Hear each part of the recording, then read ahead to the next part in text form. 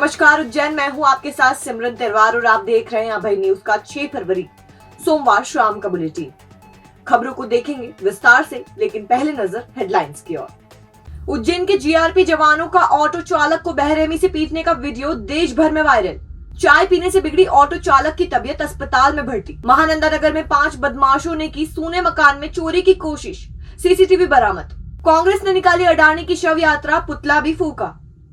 और भी बहुत कुछ है आज के हमारे इस बुलेटिन में। चलिए जानते हैं खबरों को विस्तार से। इस बुलेटिन के प्रायोजक है आरके डेवलपर्स। शानदार घर खरीदें अब अपने बजट में।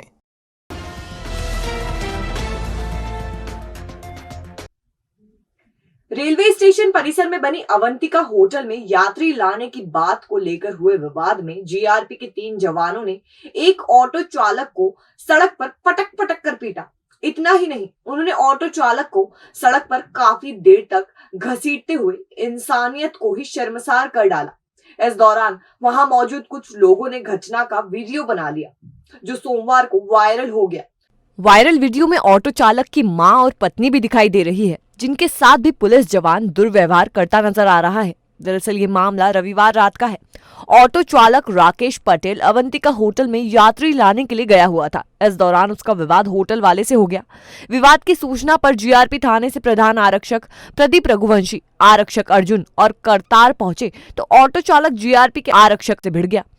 इसके बाद जीआरपी के 3 जवानों ने ऑटो चालक को सड़क पर पटक कर लठ से बेरहमी से पीटा। ये देख ऑटो चालक की मां और पत्नी उसे बचाने आए, लेकिन जीआरपी के आरक्षक ने महिलाओं को धकेल दिया। इसके बाद तीनों ऑटो चालक को घसीटते हुए थाने ले गए। पिटाई का वीडियो वायरल होते ही मीडिया से बात करते हुए रेलवे डीएसपी संतोष दंडोरिया ने बताया कि वो एक्चुअल में जो व्यक्ति है उसका नाम है राकेश भाटी और वो ऑटो ड्राइवर है। हर वक्त नशे में रहता है, तो सवारियों के साथ भी गाली गुप्ता मारपीट करता है। प्लस यहाँ पूरे एरिया में जो लोग घूमते रहते हैं, कभी भी दारू पी के और ईंटें लेके लोगों को मारने दौड़ता है। कल भी इसने इस प्रकार की हरकत यहाँ जो ऑटो स्टैंड वाला है, साइकिल स्टैंड वाला राज, उसके साथ की, तो उसने पुलिस को सूचना दी और यहाँ स्टेशन पे भी आके पब्लिक के साथ इसी प्रकार से ईंट लेके दौड़ रहा था। तो पुलिस उसको पकड़ने गई थी।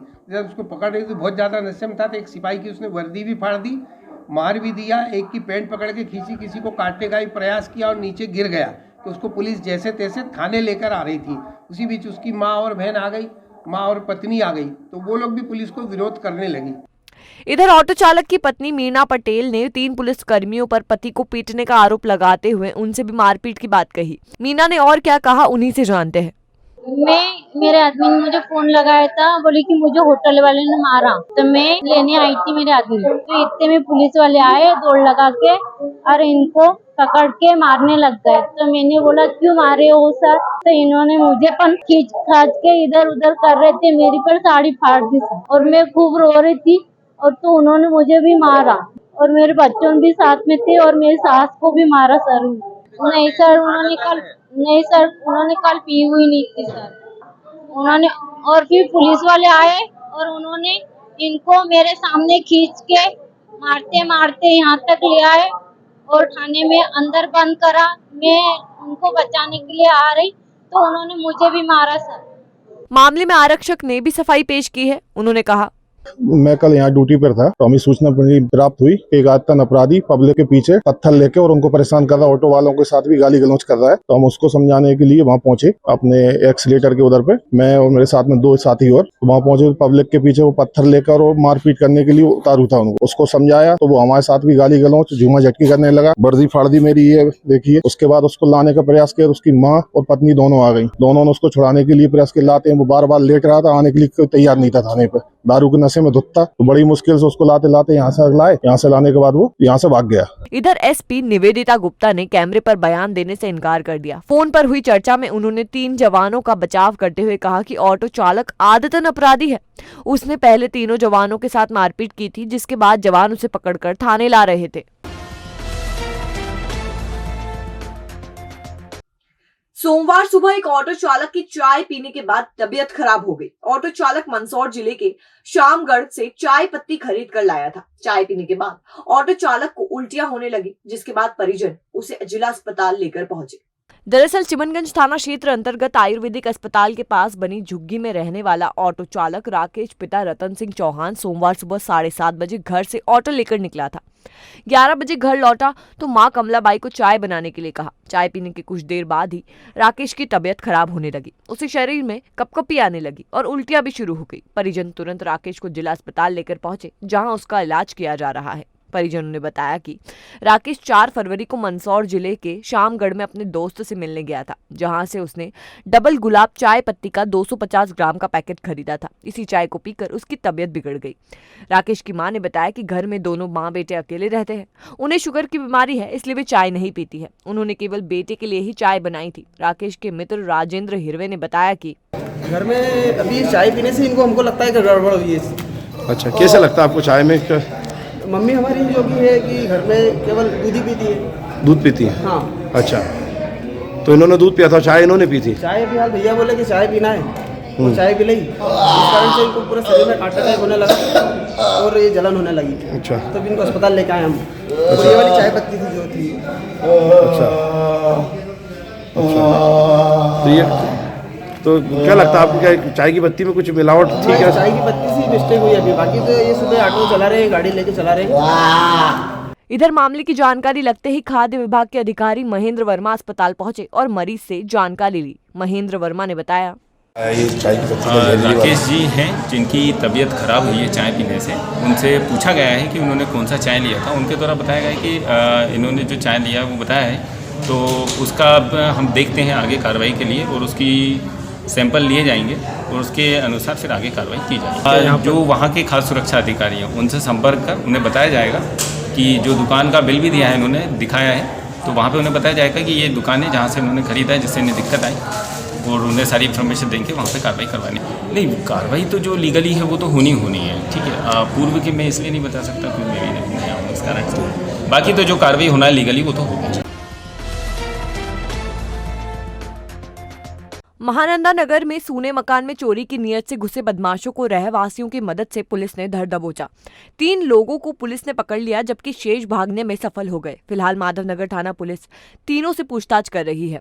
रविवार रात माधवनगर थाना क्षेत्र अंतर्गत महानंदा नगर के ए सेक्टर में रहने वाले ईसी नागर के सूने मकान में चोरी करने घुसे 5 बदमाशों को पुलिस ने रहवासियों की सतर्कता से पकड़ लिया। पुलिस की पेट्रोलिंग बीट पार्टी को चोरों की चोरी करने की सूचना मिली, जिसके बाद मौके पर पहुंची बीट पार्टी ने 5 में से 3 चोरों को पकड़ा, वहीं 2 भाग निकले। घटना का सीसीटीवी फुटेज भी सामने आ गया है, जिसमें चोर भागते हुए नजर आ रहे हैं। माधवनगर टीआई मनीष लोधा ने बताया कि तीनों आरोपियों को हिरासत में ले लिया गया है, जिनसे पूछताछ की जा रही है। मकान मालिक ईसी नागर फिलहाल शहर से बाहर है, उनके आने के बाद ही सही जानकारी मिल पाएगी। सूचना मिली थी कि कुछ संदिग्ध व्यक्ति जो वो घूम रहे हैं महानंदा नगर में, तो बीट पार्टी और मोबाइल द्वारा उसमें घेराबंदी करके उनको पकड़ा गया है संदिग्धों को, और उनसे पूछताछ की जा रही है। कितने लोग पकड़े सर? 3 संदिग्ध व्यक्ति पकड़े गए हैं और बाकी और जो 1-2 लोग फरार हुए हैं उनके संबंध में पूछताछ की जा रही है। श्री विनायक फाइनेंस सर्विस, आपका विश्वास ही हमारा वादा। हमारे साथ आप बड़ी ही आसानी से पाएंगे गवर्नमेंट बैंक या प्राइवेट बैंक से सभी प्रकार के लोन। तो अब कम से कम ब्याज दर पर पाएं home loan, mortgage loan, business loan, personal loan, ग्रामीण क्षेत्र में ग्राम पंचायत के पट्टे पर loan, gold loan, income tax return, दुकान का गुमास्ता, फूड लाइसेंस और सभी प्रकार के इंश्योरेंस के लिए भी विजिट कर सकते हैं। Shri Vinayak finance service B112 Mahakaleshwar नमकीन के ऊपर, इंदौर रोड, उज्जैन। या आज ही कॉल करें 9907432200 या फिर 9111068965। बिजनेसमैन गौतम अडानी के गिरते शेयर और कंपनियों को लगातार हो रहे घाटे को लेकर कांग्रेस ने सोमवार को प्रदर्शन किया। कांग्रेसियों ने अडानी का पुतला भी फूंका, लेकिन पुलिस ने उसे बुझा दिया, लेकिन कार्यकर्ताओं ने फिर उसे आग के हवाले कर दिया। दरअसल अमेरिकी शॉर्ट सेलर हिंडनबर्ग रिसर्च की रिपोर्ट पब्लिश होने के बाद से उद्योगपति और देश के चुनिंदा अमीरों में शुमार गौतम अडानी को हो रहे घाटे को लेकर संसद से लेकर सड़क तक हंगामा हो रहा है। कांग्रेस देश भर में प्रदर्शन कर रही है। इसी कड़ी में सोमवार दोपहर करीब 1 बजे कांग्रेस ने अडानी की शव यात्रा निकाली। इस दौरान मोदी सरकार और भाजपा के खिलाफ जमकर नारेबाजी की गई। इसके बाद बाद दशहरा मैदान स्थित LIC ऑफिस के बाहर अडानी का पुतला फूका गया। प्रदर्शन को देखते हुए माधवनगर TI मनीष लोधा दल बल के साथ मौजूद थे। जैसे ही कांग्रेसियों ने पुतला फूका, पुलिस ने उसे बुझा दिया। हालांकि कांग्रेसी भी नहीं माने और उन्होंने पुतले को फिर आग के हवाले कर दिया। आखिर तक वो पुतला जलाते रहे। उन्होंने SDM वीरेंद्र डांगी को ज्ञापन भी सौंपा और अडानी ग्रुप के वित्तीय लेन देन की जांच संसदीय पैनल या सुप्रीम कोर्ट की कमेटी से करवाने की मांग की। इस मौके पर शहर कांग्रेस कमेटी के अध्यक्ष रवि भदौरिया, नेता प्रतिपक्ष रवि राय, माया राजेश त्रिवेदी, अंजू जाटवा सहित कार्यकर्ता मौजूद रहे। आज वो देश की जनता के पैसे को बर्बाद करना चाहते हैं। कांग्रेस पार्टी इसे बर्दाश्त नहीं करेगी। आज हमने शव यात्रा निकाल के अडानी की और LIC ऑफिस के सामने पुतला दहन कर ज्ञापन देके ये मांग करी है कि तुरंत ही इस पे JPC से ये संसद में इसके बारे में चर्चा होनी चाहिए और जनता का पैसा है वो अडानी द्वारा वापस दिया जाना चाहिए। अगर ऐसा नहीं होता है तो कांग्रेस जनता के लिए, पूरी देश की जनता के लिए सड़कों पर उतरेगी और उग्र आंदोलन करेगी। विक्रम विश्वविद्यालय ने कृषि विज्ञान संकाय तो शुरू कर दिया, लेकिन अब तक लैब और लाइब्रेरी नहीं बनाई, जबकि विद्यार्थी से इसकी फीस भी ली जा रही है। इसी को लेकर भारतीय राष्ट्रीय छात्र संगठन ने सोमवार को प्रदर्शन कर कुलपति को ज्ञापन सौंपा। विक्रम विश्वविद्यालय द्वारा कृषि संकाय के लिए 58,700 रुपए की फीस तय की गई है, लेकिन प्रति सेमेस्टर विद्यार्थियों से शिक्षण शुल्क के तौर पर 20,000 रुपए लिए जा रहे हैं। यहाँ लैब के साथ कृषि अध्ययनशाला का अलग से भवन भी नहीं है, जिससे विद्यार्थियों को दूसरे डिपार्टमेंट में जाकर अध्ययन करना पड़ रहा है। इन सभी मांगों को लेकर NSUI के नेतृत्व में स्टूडेंट्स ने विक्रम विश्वविद्यालय में प्रदर्शन किया। NSUI पदाधिकारी और स्टूडेंट्स कुलपति ऑफिस के बाहर ही फर्श पर बैठ गए। इस दौरान उन्होंने रंगा बिल्ला होश में आओ और कुलपति तेरी तानाशाही नहीं चलेगी जैसे नारे लगाए।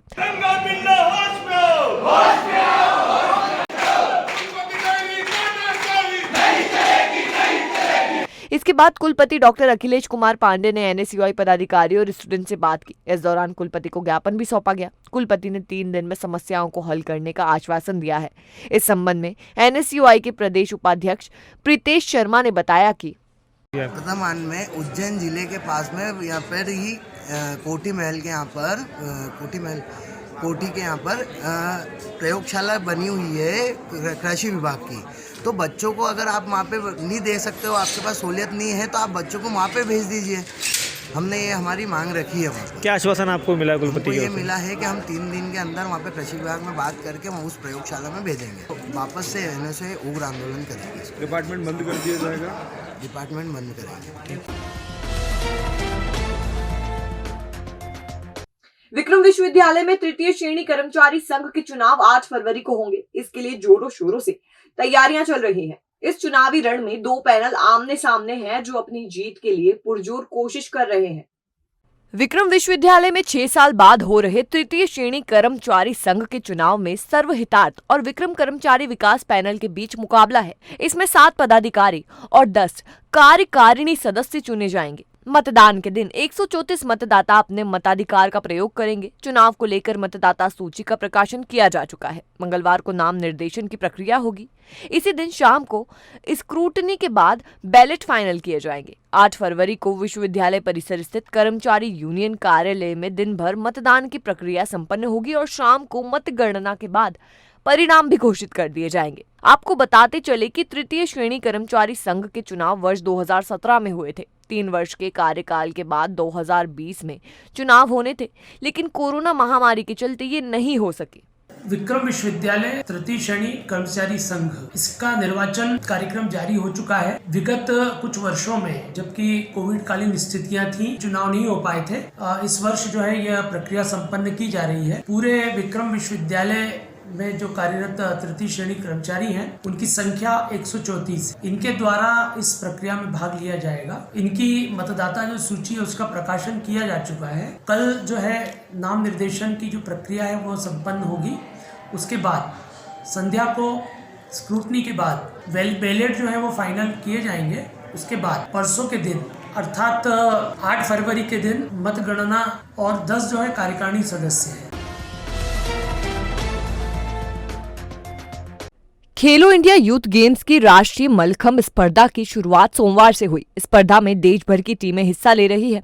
पहले दिन रोप, रोल और रेमिंग इवेंट में स्पर्धा हुई, जिसमें खिलाड़ियों ने अपना जौहर दिखाया। माधव सेवा न्यास परिसर में आयोजित स्पर्धा का शुभारंभ सुबह 9:30 बजे हुआ। इस मौके पर संघ के प्रांत प्रचारक राजमोहन, विधायक पारस जैन, पूर्व सभापति सोनू गहलोत, जिला खेल अधिकारी ओपी हारोड़ उपस्थित थे। 10 फरवरी तक चलने वाली स्पर्धा में अंडर 18 बालक और बालिका प्रतिभागिता कर रहे हैं, जो मध्य प्रदेश सहित तमिलनाडु, गुजरात, कर्नाटका, तेलंगाना, छत्तीसगढ़, यूपी, झारखंड, पौंडीचेरी, महाराष्ट्र आदि राज्यों से आए हैं। एक टीम में 12 खिलाड़ी हैं, जिसमें से 6 बालक और 6 बालिका हैं। 10 फरवरी को अवार्ड सेरेमनी के साथ स्पर्धा का समापन होगा। प्रशासन ने खिलाड़ियों और उनके कोच के रुकने का प्रबंध 9 होटलों में किया है। खिलाड़ियों को लाने और ले जाने के लिए गाड़ियों की व्यवस्था भी की गई है। पूरे भारतवर्ष से अभी 16 टीमें आई हुई है। 16 टीमों में महाराष्ट्र है, मध्य प्रदेश है, तेलंगाना है, यूपी है, झारखंड है, उत्तर प्रदेश है, मध्य प्रदेश तो बोल दिया, फिर आपके दूसरे तमिलनाडु है, पौंडीचेरी है, केरला है, सारे 16 टीमें आई हुई है जो अच्छी है।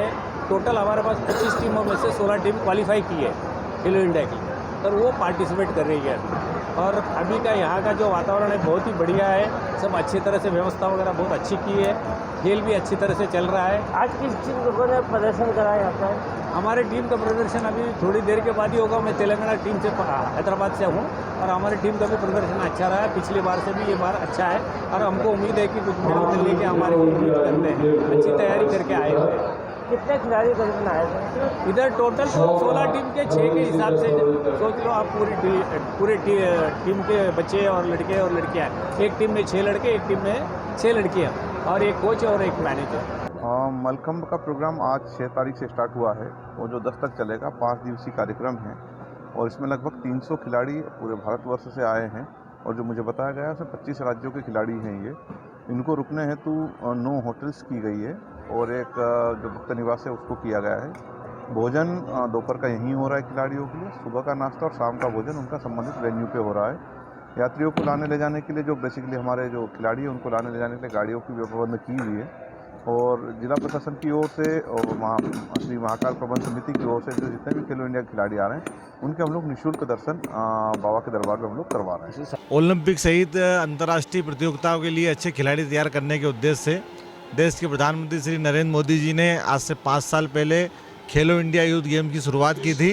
यह इसका 5वां संस्करण है, और मध्य प्रदेश के लिए गर्व की बात है कि इस बार का आयोजन मध्य प्रदेश को मिला है। और उज्जैन में इसी के तहत मलखंब और योगासन 2 खेल हो रहे हैं। आज ये योग प्रतियोगिता का शुभारंभ हमारे राष्ट्रीय स्वयंसेवक संघ के क्षेत्रीय संघचालक माननीय अशोक सोनी जी, मालवा प्रांत के सह प्रचारक माननीय राजमोहन जी, मध्य प्रदेश शासन के पूर्व मंत्री एवं विधायक आदरणीय पारस जी जैन साहब के करकमलों से इसकी शुरुआत हुई है। देश भर से 22 से ज़्यादा स्टेट से खिलाड़ी यहाँ पे आए हैं, और आने वाले 4 दिनों तक अपनी कला का प्रदर्शन करने वाले हैं। तो ये खेलो इंडिया यूथ गेम्स की शुरुआत इसलिए की गई है कि 18 साल से कम उम्र के बच्चों को प्रोत्साहन मिले। और मध्य प्रदेश के लिए तो और अच्छी बात है कि हमारे मुख्यमंत्री आदरणीय शिवराज सिंह चौहान ने घोषणा की है कि जो भी पदक इसमें मध्य प्रदेश खिलाड़ी लाएगा उसको 5 लाख रुपए की राशि दी जाएगी, ताकि वो अपने खेल का और विस्तार कर सके। तो मुझे लगता है कि खेल के क्षेत्र में ये खेलो इंडिया यूथ गेम एक मील का पत्थर साबित होगा। शहर के जाने माने चित्रकार, कला समीक्षक और साहित्यक डॉक्टर विष्णु भटनागर की स्मृति में 3 दिवसीय चित्रकला प्रदर्शनी आदरांजलि का शुभारंभ सोमवार को हुआ। सर्वप्रथम विक्रम विश्वविद्यालय के पूर्व कुलपति डॉक्टर राम राजेश मिश्र एवं कला समीक्षक डॉक्टर जफर महमूद ने मां सरस्वती का पूजन एवं डॉक्टर भटनागर के चित्र पर पुष्पांजलि अर्पित की। शाम करीब 5:30 बजे राजस्व कॉलोनी स्थित क्लब फनकार में डॉक्टर विष्णु भटनागर की 70वीं पुण्यतिथि का आयोजन किया गया। इसमें शहर के सक्रिय चित्रकार जगदीश नागर के चित्रों की प्रदर्शनी लगाई गई है। इस दौरान उनका सारस्वत सम्मान भी किया गया। इस अवसर पर शहर के गणमान्य जन उपस्थित रहे। ये मेरे गुरुजी हैं डॉक्टर विष्णु भटनागर जी, और इनकी 17वीं पुण्यतिथि हम यहाँ उज्जैन में मना रहे हैं फनकार आर्ट गैलरी में। और हम हर बार इनके शिष्यों का, एक शिष्य का जो फिगरेटिव वर्क करते हैं उनका हम सम्मान करते हैं। तो इस बार ये 17वीं जैन पुण्यतिथि है इनकी, और इसको राष्ट्रीय स्तर पर भी करते हैं, जिससे कि जो इनके शिष्य इधर उधर हैं उनको भी हम सम्मानित कर सकें। आप ये 3 दिवसीय कार्यक्रम है और आप बिल्कुल सभी लोग आमंत्रित हैं। मैं तो कहती हूँ यह लहरें तो हैं बहने को बह जाएंगी, कई अनकई कहानियाँ कह जाएंगी। जो चित्र बनाए हैं विष्णु जी ने, जो स्मृतियाँ छोड़कर गए हैं डॉक्टर साहब, वो कभी हम भूल नहीं पाएंगे। रंग घुल जाए रेखाएं रह जाएंगी, रंग घुल जाए रेखाएं रह जाएंगी। धन्यवाद। भविष्य की चिंता छोड़ो, पंडित गोविंद गुरु से नाता जोड़ो। ना कोई पैसा ना कोई फीस, बस लीजिए गुरु जी का आशीष। आज ही जाने अपनी हर समस्या का समाधान। संपर्क करें 9827030415 या 9302230415। हमारा पता 8 अलगदाम कॉलोनी, सावे रोड, उज्जैन।